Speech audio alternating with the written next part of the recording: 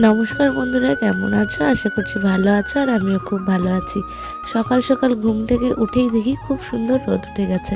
তারপরে চলে গেলাম আমার প্রিয় জায়গায়, মানে চারিদিকে সবুজে সবুজ। একটু ভিডিও বানিয়ে নিলাম, দেখো। আর আমার ভিডিওটি ইনস্টাগ্রামে পোস্ট হয়ে গেছে, কেমন লাগছে অবশ্যই জানিও। তারপর হঠাৎ করে শুনি যে নদীতে মাছ ধরা হচ্ছে। আমি তো কোনো কথা না শুনে দাদুর মাথার মাতলাটা নিয়ে চললাম দৌড়ে মাছ ধরতে। আর দেখো, আমরা যাওয়ার আগে কিন্তু দুটো বড় বড় লাইলনটিকা মাছ ওরা ধরে নিয়ে যাচ্ছে। আর এই মাতলাটা নেওয়ার সময় দাদু বলছিল, এমন চর খাবি না, ছোট বাচ্চাকে রেখে মাছ ধরতে যাওয়া, দাঁড়া, তোর মারেরই অভাব। তাও আমি কারো কোনো কথা না শুনে টুকটুক টুকটুক করে চলে গেলাম মাছ ধরতে। মাছ ধরতে তো গেলাম, দেখি কি আমার মা দৌড়াচ্ছে।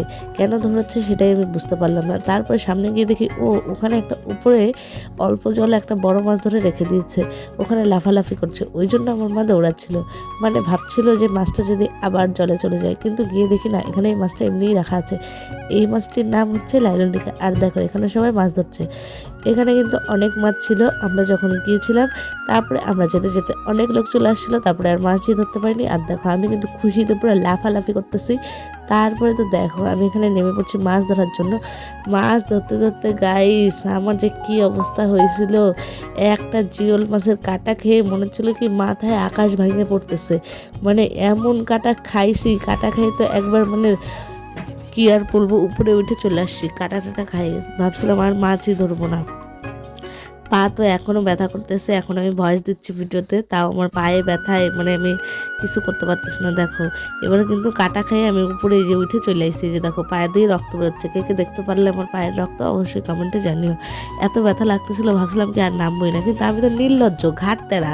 আমাকে সবাই উড়ে বকাবকি করতেছে যে আর নামিস না, পায়ে বলে ব্যথা। দেখো, আমি কিন্তু পাটা খুঁড়ায় খুঁড়ায় হাঁটতেছি। কে কে বুঝতে পারতেছো আমি কিন্তু জানি না, কিন্তু এত ব্যথা করতেছে। তাও কাদাগুলা খোঁচাখুচি করতেছি, কোনো মাছ তো নাই। ছাতা মাথা ব্যাংক কিছু তো ধরতে পারি না, জিওল মাছের কাটা খেয়ে বসেছি। তারপরে চলে আসলাম এই যে ড্রাম নিয়ে বাড়ি ওই যে ড্রামে যতগুলো দেখা যাচ্ছে না জল, ওই জল মাছ টাছ কিন্তু কিছু ধরতে পারি না, খালি কাদা জল।